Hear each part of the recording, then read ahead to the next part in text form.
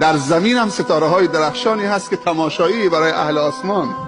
نورانی ترین ستاره ها در روی زمین که برای اهل آسمان تماشایی و دیدنی مساجده. هر کدومش مثل ستاره روی زمین می درخشد و اهل سما نگاه میکنه. انسانهای نورانی هستند که در خانه وضو گرفتن و دعای بعد از وضو، دعای بعد از اذان، دعای بعد از وضو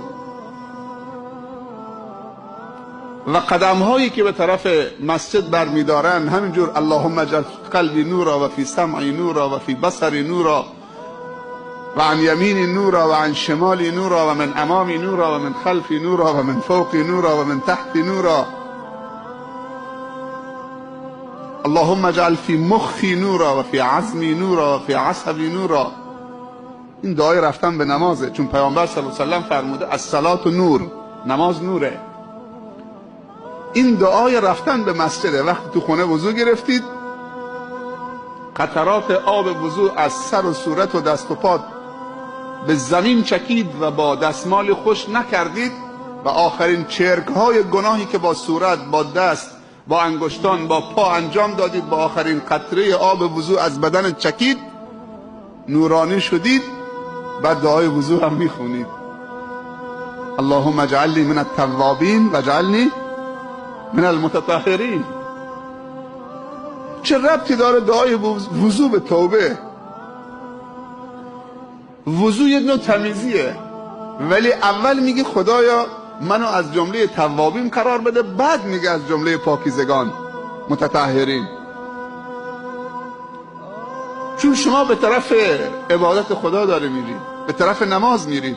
اگه دلت پر چرک باشه، دلت سالم نباشه، دلت پاک نباشه، دلت چرکین باشه، خب این آب وضو تو نمیتونه تو باید با دل خالص و پاک و طاهر جلو الله بیستی. چه جالبه دعای بعد از وضو ربط بین طهارت دل و طهارت اعضا. اللهم اجعلنی من التوابین. ناکن داره تو رو متوجه میکنه که تنها با آب سر و صورت و شستن و دست و پا رو شستن آدم طاهر نمیشه، باید دل بشورید و اون ماده شوینده و پاک کننده دل تبت الیک یا ربی، به درگاه تو توبه کردم ای خدا. بعد از اینکه دعای وضو رو خوندید، هر قدمی که بلند میکنید به طرف خانه خدا، بسم الله اللهم اجعل فی قلبی نورا، از دل شروع میکنید. این دعای رفتن به طرف نمازه، به طرف مسجده. و فی سمعی نورا و فی بصری نورا و عن یمینی نورا و عن شمالی نورا و من امامی نورا من فوقی من خلفی من فوقی من تحتی و احطنی بالنور، مرا از هر طرف با نور خودت احاطه بکن. با این وضعیت اگه انسان به مسجد بره، وقتی رسید به در مسجد هم بسم الله، با بسم الله اللهم افتح لی ابواب رحمتک، خدایا درهای رحمت تو باز بکن. اگر رحمت در خانه اش نباره پس کجا میباره؟ باید از خدا بطلبید.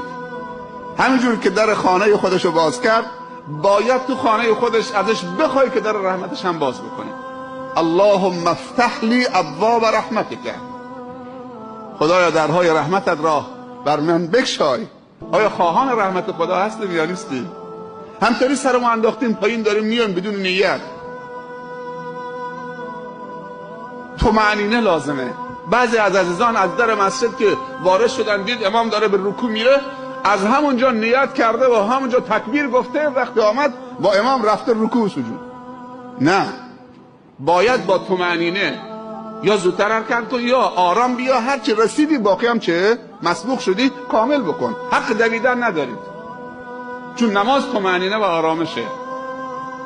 باید نور تولید بکنه. تو که نمیخوای به اون آخرین لحظه رکوع برسی، یک رکعت رسیدم، یعنی یه رکعت خواندن اضافی یا یه رکعت خواندن اگه به رکوع نرسیدی کمر آدم خورد میکنه. الان که دارید تمرین میکنید 20 رکعت دارید تمرین میکنید، با یک جز 2 ساعت طول میکشه. احساس خستگی داره میکنید، روز به روز داره سبکتر میشید. این تمرین رو بدن انسان خداوند ترکیبش طوریه که به هر چیز خودش عادت بده به همون طور تربیت میشه. آدم تعجب میکنه درباره صحابه، میشنوه که چطوری آماده شهادت بودن، یعنی بدنشون رو طوری تمرین داده بودن که ظرفیت شهادت داشته باشه. یعنی اونقدر خداوند در بدن انسان و در درون انسان ظرفیت سازی کرده که این ظرفیت ها رو و این استعدادها رو باید پرورش داد.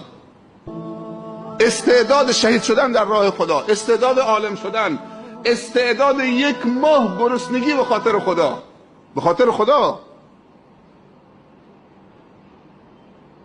هر استعدادی انسان داره.